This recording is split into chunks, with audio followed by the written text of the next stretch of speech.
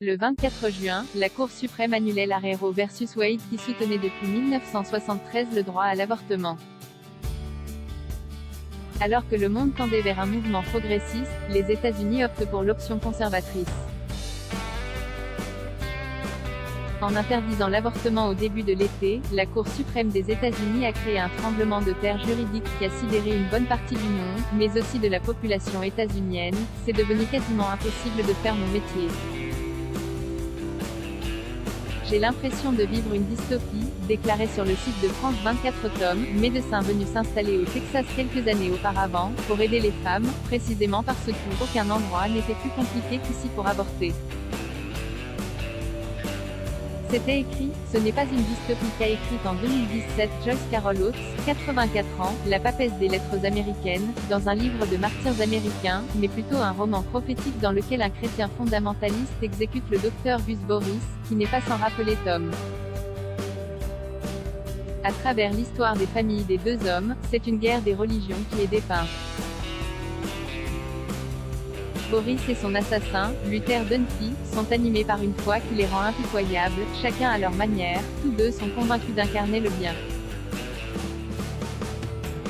Ainsi, le portrait de Gus Boris pourrait être celui de Luther Dunphy, qui finit exécuté, un homme si convaincu de la bonté et de la justice de sa mission qu'il ne peut comprendre qu'on soit en désaccord avec lui, et encore moins qu'on veuille lui nuire ou le tuer.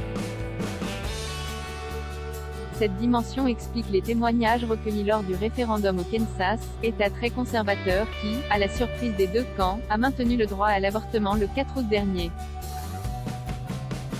Les partisans du maintien n'ont pas nécessairement voté pour l'avortement, mais pour refuser un amendement imposant un contrôle gouvernemental sur les décisions médicales privées, explique une responsable de la campagne pro-choice, tandis que Christine Vasquez, 43 ans, dit qu'elle a voté pour qu'il n'y ait aucun avortement.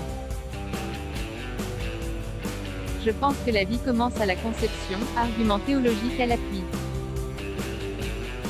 Ce que Oates saisit prophétiquement dans son roman, c'est un changement de stratégie de la galaxie pro-life qui aboutit à la décision de la Cour suprême.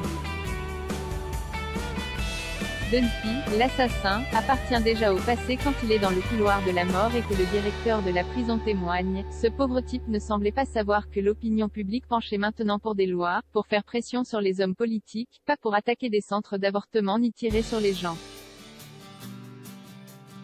Rendre l'avortement illégal, voilà le but. 15 ans plus tard, il est atteint. Un livre de martyrs américains price, 25,34 € et New Available from 1,94 € article extrait du magazine Causeur numéro 104 septembre 2022 édition numérique achetée à lire aussi. Du même auteur abonné et l'Allemagne découvre l'IVG l'avortement, un droit fondamental. L'enfumage IVG.